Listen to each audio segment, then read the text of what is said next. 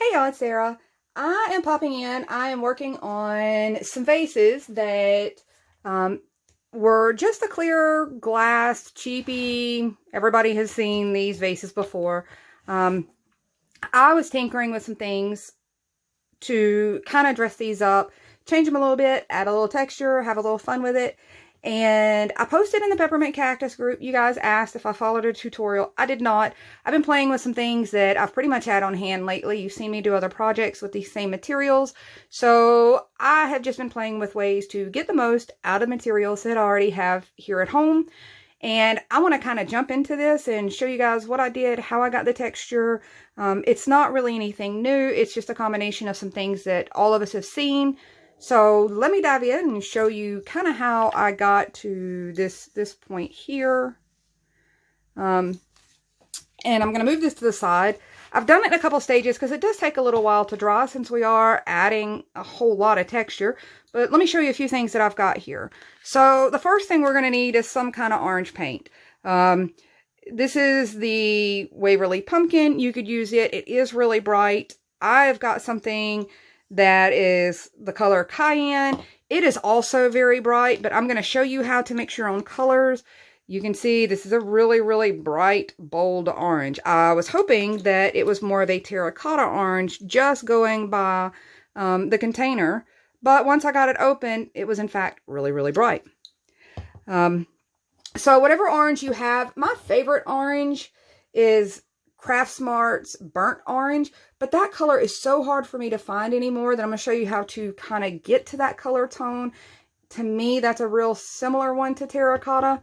So next, I have some Waverly Antique Wax. Essentially, all you need is a brown paint. This is what I had close to me, so this is what I used, and this is what I'm going to show you. But if you had Waverly's chalk paint and truffle, if you had any other brown paints in a darker shade of brown, they would also work for this. So it's not partial to this. It's more getting that darker shade or a dark shade of brown. And the less red undertones, the more you're going to lean into the orangier version like this. And the more red undertones that are in your brown color, the more you will lean to that darker, deeper red terracotta color. So there is that. The other thing that I used is just some white chalk paint. You could use any kind of white chalk paint. I just happen to usually have Waverly because it's easy for me to get my hands on, or I use Kiehl's brand, which is also easy for me to get my hands on. I've got a couple stirrer sticks. I've got some Dollar Tree lightweight spackling. You could probably do this with joint compound also, but I don't necessarily recommend caulk.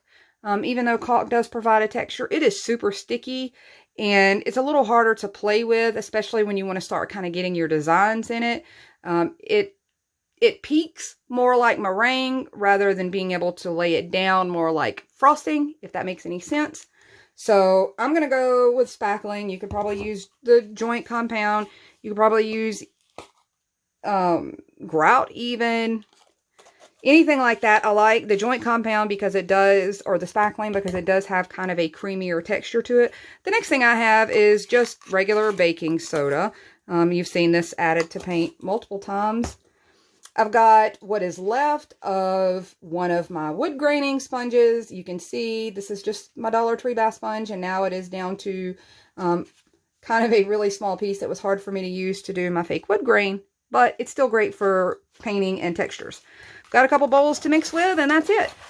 Let's dive into what we're going to do. So I'm doing this on a couple sample pieces because my largest piece was going to take too long to dry while recording, and I really wanted to get this done. So I'm starting on this jar, and I'm going to work my way up to my actual big piece. Let's see if we can keep this guy from rolling around.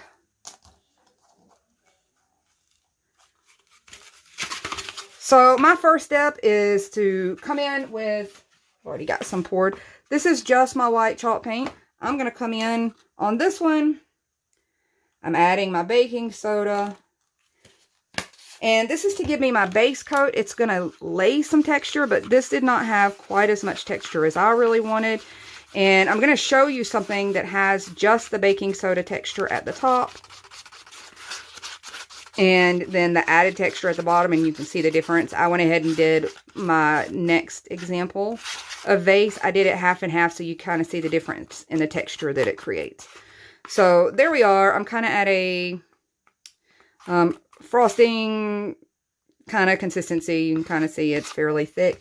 I may need to thin that down a little because we are just going to paint our first layer on here. And to do this one, I'm just going to use a brush. I found that easiest on this part, but the next part I used the sponge. So we're going to come in and basically do like you would do. You just get your paint on your surface. And I'm just using a recycled jar. I keep some of the smaller ones around just to practice on before I do bigger projects. That way, if they're a fail, it doesn't hurt my feelings any. So you can kind of see, I'm just brushing that on there. It's giving a texture. I'm going to try to be all weird and up close. You can see it gives kind of a grainy-like texture, and that's a look all in itself. And if that's the look you're shooting for, that can totally be its own little project.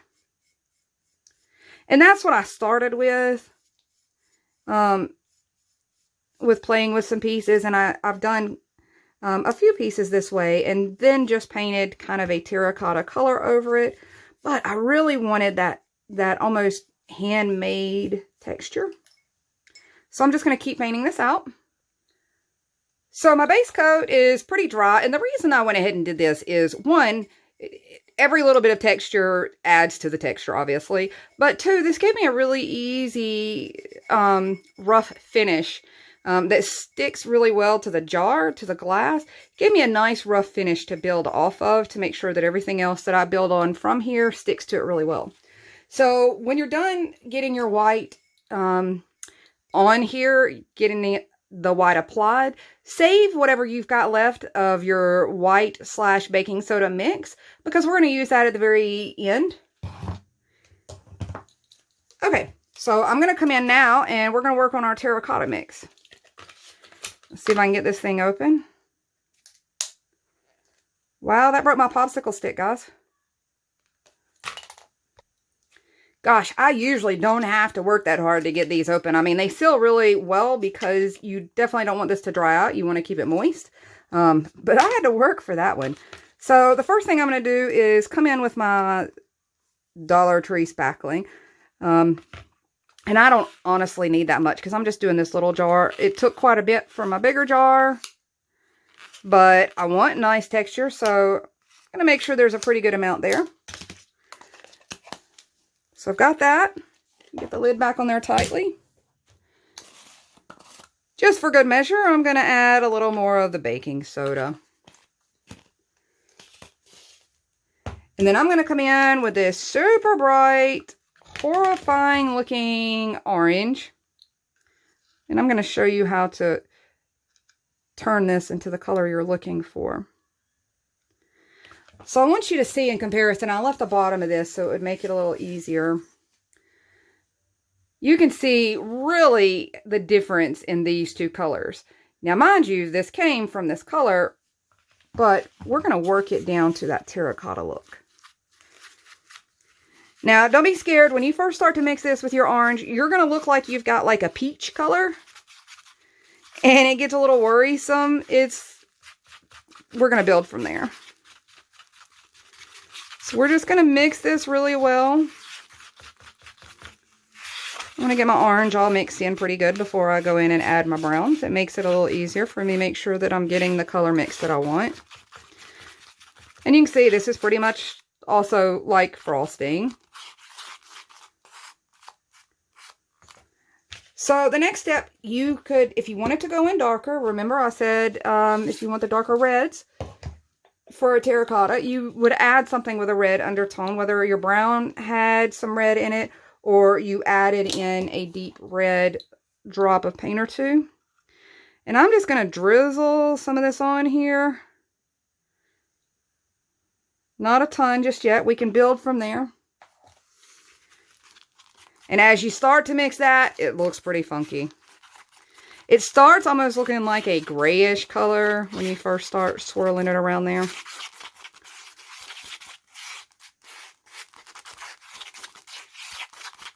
You can kind of see where that's starting to tone that down and mute that down quite a bit. So now we're coming out of the peach range and we're going more into that terracotta range.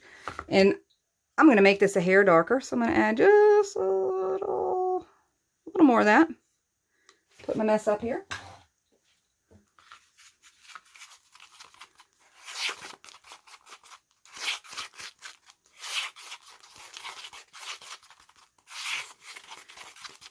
And there we go. That's pretty much where I want my mix to be. I want to make sure that it's blended really well. My concoction's all mixed up. I've got my jar already here and dried. I'm going to go in with the sponge because I like the texture of it. I love how much of that kind of texture and product that it picks up. And I wanted to show you a few things while I'm showing you this, which is why I'm doing this on a sample piece. So this creates a nice kind of terracotta look just on its own, just going around the jar. If you're just doing the plain terracotta, you probably want to throw your mix, whatever is left, in a Ziploc bag, save it for later.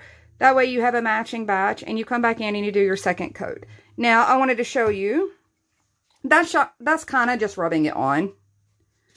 Now you can come in, the sponge has great texture. This puts in a really heavy texture. This is one that I prefer to use doing a concrete look. You get this kind of heavier texture there. You can come in also with just one of your Dollar Tree kitchen sponge type ones. That gives a much lighter texture. I don't know if you guys can see. I'm trying to make it where you can see. So keep in mind, whatever your application method is going to contribute to the texture and look that you get altogether. I'm just going to go pretty heavy all the way around. Typically, you want to give it some time to get your underneath layer fairly dry, your base layer fairly dry, so that you don't pull it back off. You want it to be a good foundation for the rest of your materials to kind of really stick to it. So this is kind of where I started with mine. I put a lot of heavy texture on there. I got whatever texture I could. You guys can see that. It's already very clay-like. And I've got this little thing, which is nothing more than just a cut piece of one of these flimsy Dollar Tree cutting mat things here. Just cut a little piece off. You guys have probably seen me do that several times as a working tool. You can do the same thing with like a recycled kids school file folder, which honestly for this I think would work better because that plastic on those file folders is even flimsier than this. So if I had any to use, I probably would have leaned towards that because it's slightly flimsier and you're less likely to gouge anywhere. Dollar Tree has these painter palette tools. They have a couple of these guys. You could use that to create kind of that same drag. Although I ended up going a little deep with that whenever I tried it. I gouged a lot, but these are great if you want to do some other kind of texture, like, let's see. Think about frosting a cake. You could do like a crosshatch kind of texture here. Any which way you want to go. I'm just going to stick with what worked for me. So I'm going to get that kind of smooth back out there. And you can start to feel this dry kind of quickly. You can start to feel the difference in when it's really moist and as it sits here while you're manipulating it. So I'm just going to take this little flimsy piece of plastic and I am ever so lightly dragging that across there. The same way if you've seen my my faux brick German smear, I'm going to do kind of that same thing. You can kind of see. I've left some spots that kind of have lifted. I'm okay if I've got a little white showing through, because here's why. We're going to go over with that kind of frosted look. If you're not going to go over with that frosted look afterwards, be sure your coverage is a little better. Maybe do 2 coats of the terracotta look. And that's kind of all you have to do. Just sit and play with different materials. See if you like the designs that comes in it. You can use your fingers too, which you guys will probably see me do here before too long on a concrete looking one. But like I said, things like that, I ended up gouging, scraping. I found it a lot easier with this, but it's whatever you're most comfortable using. So that being said, I'm going to take a jump into the next step of this. Alrighty, as you can see, I've got another piece that I had already kind of pre-prepped. It's not perfect. You can see I've got a little white shining through, and it's okay because I'm going to show you what I'm going to do with this next. If I really wanted to, I could always come in and do that second coat like I suggested. Go in, add that little bit of second. And I kind of probably should be doing this anyway, just so you can see the difference in how that dries. You know, if you're worried when you first get your paint mixed, just keep in mind that it's going to tone down when it dries. You're going to get a slightly more muted version with a darker shade once it dries. Mixing in that brown, you don't necessarily see it super great when you're mixing that up, but you can kind of see where it really adds to that. You can kind of see the color difference there now.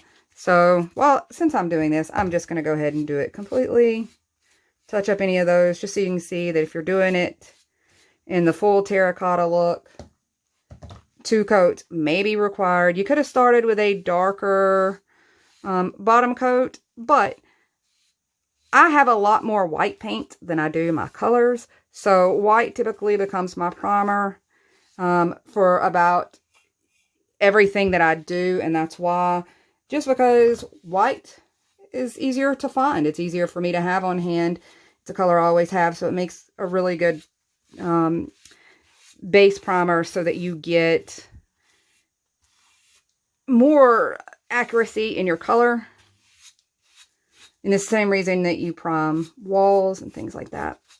So now, because I went ahead and did it that way, I'm going to have to wait and let this dry a few more moments. But at least I was able to use up a little more of that and not have it go to waste. So I'm going to go ahead and let this dry. But I wanted you to see here kind of the difference. So this is painted with just baking soda and chalk paint. And you can kind of see the texture. I mix it up to about a toothpaste consistency like you saw.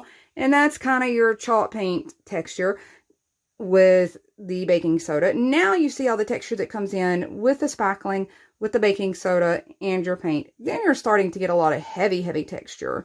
So I'm going to let this dry up and, well, I probably should do my little smoothing here.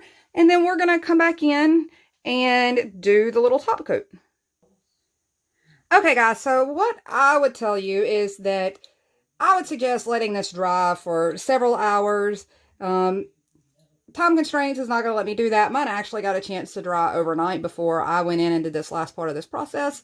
But I'm a little impatient and I want to get this done and get them put together. So I'm going to come in and try to do this. We're going to see how this works. It is mostly dry.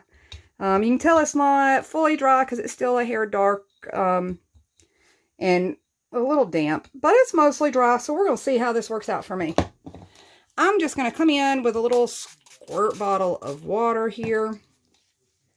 And I'm bringing back, this was what was left of my white slash baking soda mix. And I'm just using a cut piece of the Dollar Tree kitchen sponge here. I'm going to get it damp in that water there.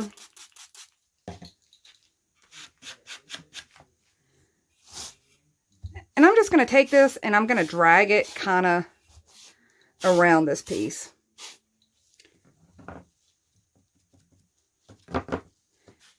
You don't necessarily have to use quite as much water, but my little paint mix has been sitting here for this entire duration, which means it's had a little chance to kind of dry out. And you can kind of see there, mine is not completely dry. It is still a little wet, so it's blending my colors.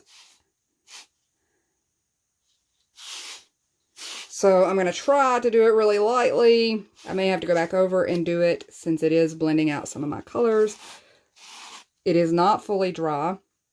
So I'm going to give it a little more time, and then I'll pop back and kind of show you, finish dragging this around. And this is really the effect that we're trying to get. We're going to hit over all of that surface, all of that texture, and as it dries, it's going to give kind of this more muted look. So I'm going to give it a little bit more time to dry here, and I'll be right back. Okay guys, so I've used my heat gun, tried to speed this up some. This is me, I'm impatient, I can't help myself. So I'm going to go ahead and try to finish what I started here. Now mind you, when your paint dries, it is going to soften. The colors soften. They mute out. So keep that in mind as you're going on there. And you can see I am barely just dragging this across here. You can go as heavy as or as light as you really want to. I want to get some of the paint embedded in those textures. And I'm still dipping it in a little bit of my water. I'm trying not to do it too much so that I don't re-wet this any more than necessary, since it is still kind of a little bit damp, just a hair. Now the thing about it is, I want you to see, so that's straight paint hitting that texture. And then you can kind of see where it grays out a little bit, or it fades softer when I have used the more watery version of the paint. And I'm not even really reloading this right now. I'm dragging around some of that paint that I've already got on there.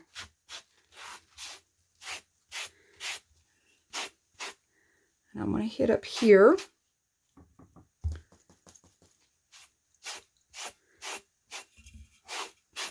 You kind of see where this is going. Just going to continue to drag it around. And then the final piece is going to have this more softer little bit of look. I'm going to squirt a little more water here. My little bottle just wasn't putting out nearly enough there for me.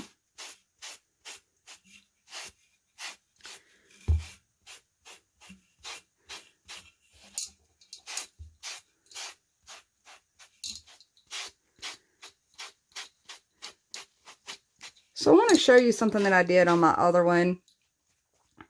I kind of flaked a couple of pieces off. Now I wouldn't go crazy with doing that, but I wanted it to look like it was older and chipped. Let me see. Can you see that? Where I kind of chipped just a little bit off. I wanted it to look like it was older and aged and chipped, and that it was real terracotta underneath there, which we in fact know that it is not. You don't have to go that far. It depends on how vintage you're wanting this look to be.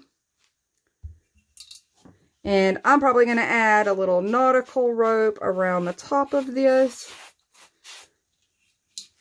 Let it dry out. And I may even, I've got a little orange here on this sponge, so I don't want to hit any of this lighter color here at the top. But I still may come in with some of it and just kind of brush it along there.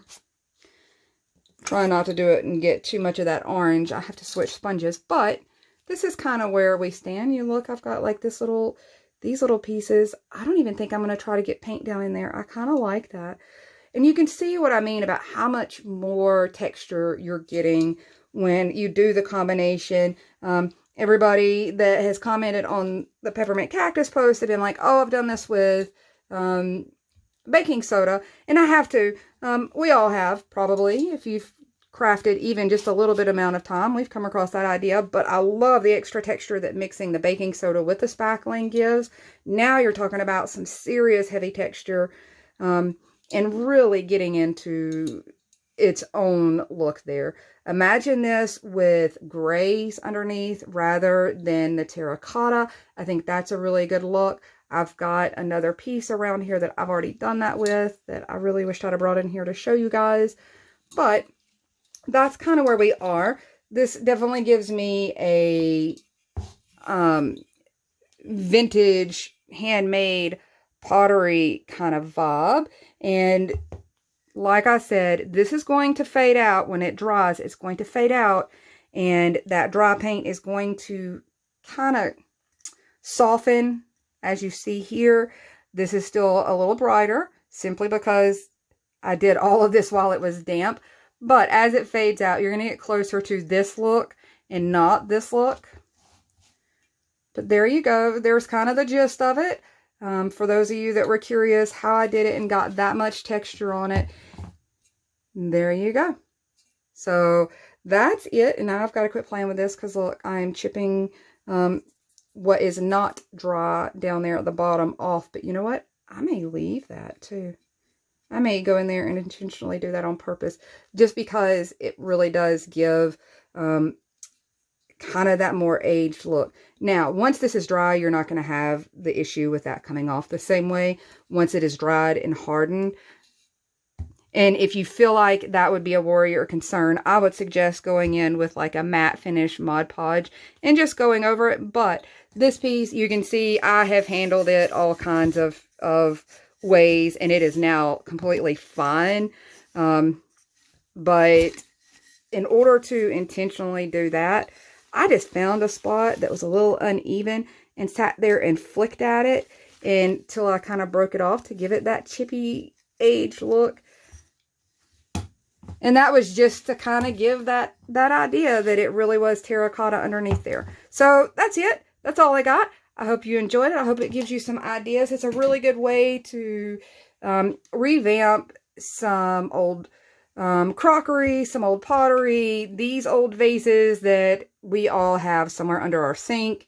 And keep in mind some old school things like this is a really good way to redo a lot of the ceramics that you may like the shape of, but they have been painted and sealed, and there is a texture to that if you try to spray paint it, and then all of a sudden you're seeing whatever design that was underneath it. This is a really good way to, I want to touch that other one while it's still drying, but this is a really good way to hide some of that texture that you might find on old ceramics, old canisters, old things like that that you may want to recycle, but you're finding it hard to paint over maybe some lettering. Or I have a set that I redid that was the 1980s blue geese that they had still the outline of the geese on my ceramics when I went to paint it out. This is a good way to hide that because I loved the shape of it. So keep those ideas in mind. I hope that gives you kind of a jumping point. Play with things that you have on hand. You can add cornstarch in. That's going to give it a grainier texture. It's real similar to the stone spray paint that they have, where it has like this gritty, grainy texture. Going this route, the baking soda itself, it also gives a less grainy texture. And then you throw in the spackling and that smooths out that graininess. So then you're just getting heavy texture, and adding the baking soda with that builds up that joint compound or spackling compound texture, and really gets some kind of heavy duty feel to the texture that you're applying versus just this thinner texture version. So that's all. I hope you guys get a chance to do some crafting. If you haven't had a chance to join the Peppermint Cactus Facebook group, I would definitely suggest that. It is not just devoted to foam core. You're starting to see now where people are showing off lots of other craft ideas too. Totally worth checking out. Just in spirit and fun. It's a good group. Very supportive. I think you'll like it.